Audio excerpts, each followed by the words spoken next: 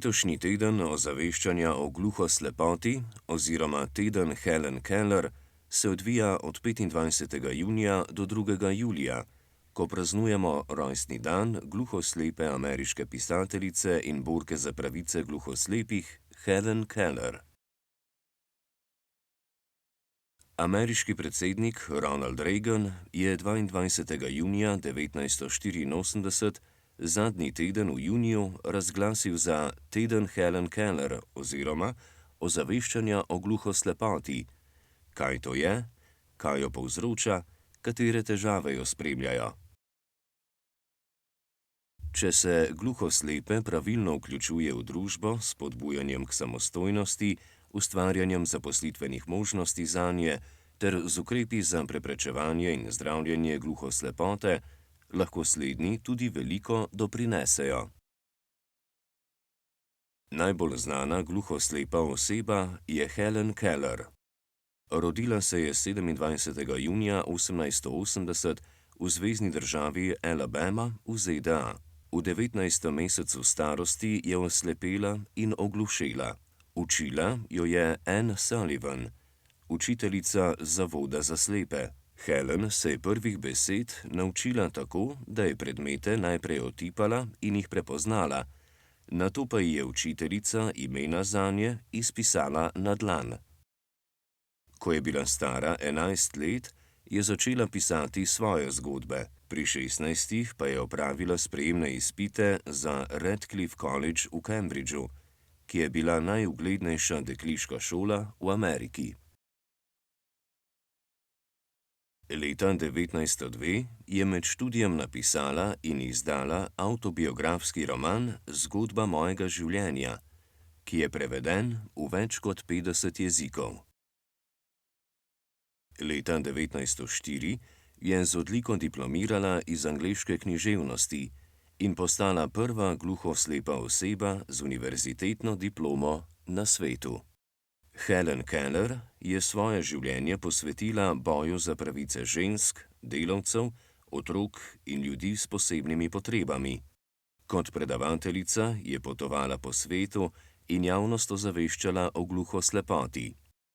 Leta 1931 je obiskala Ljubljano in se podpisala v spominsko knjigo Zavoda za gluhe in naglušne Ljubljana. V Evropski uniji živi več kot 150 tisoč gluhoslepih, v Sloveniji pa jih je po podatkih društev okoli 65. Med njimi je tudi 82-letni Jože Tekavčič, ki je vid izgubil v kasnejših letih.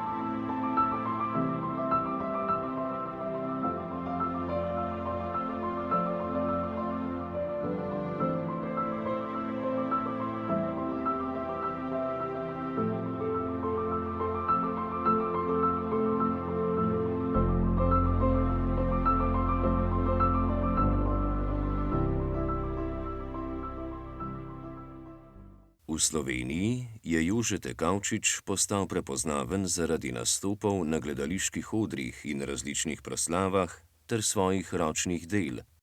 Ob vpisu slovenskega znakovnega jezika v Ustavo Republike Slovenije je nastopil na slovesnosti v Cankarjevem domu v Ljubljani s pripovedjo o občutkih in dojemanju sveta gluhoslepega človeka.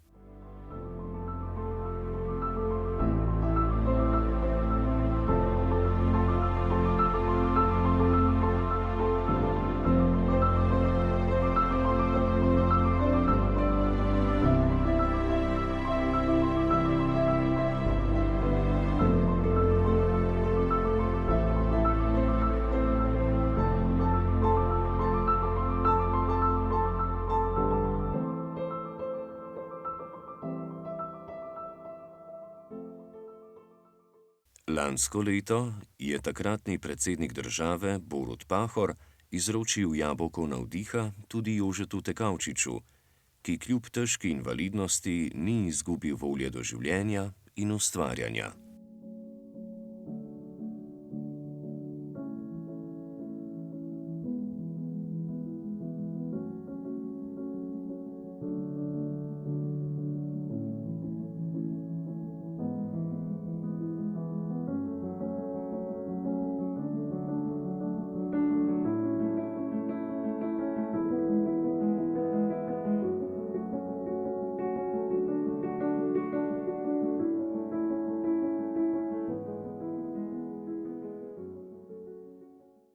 Jože Tekavčič in Helen Keller sta lep vzor, kako stiske lahko premagamo z vztrajnostjo in trdim delom. Njuni dosežki gluhoslepim in tudi slišečim vlivajo upanje, da je treba v trenutkih, ko nam je najtežje, vztrajati in se boriti naprej. Helen Keller je leta 1961 doživela vrsto kapi in 1. junija 1968 umrla v spanju v Connecticutu v ZDA. Prispevek zaključujemo z njeno mislijo: najboljših in najlepših stvari na svetu ni mogoče videti ali se jih dotakniti, treba jih je čutiti v srcu.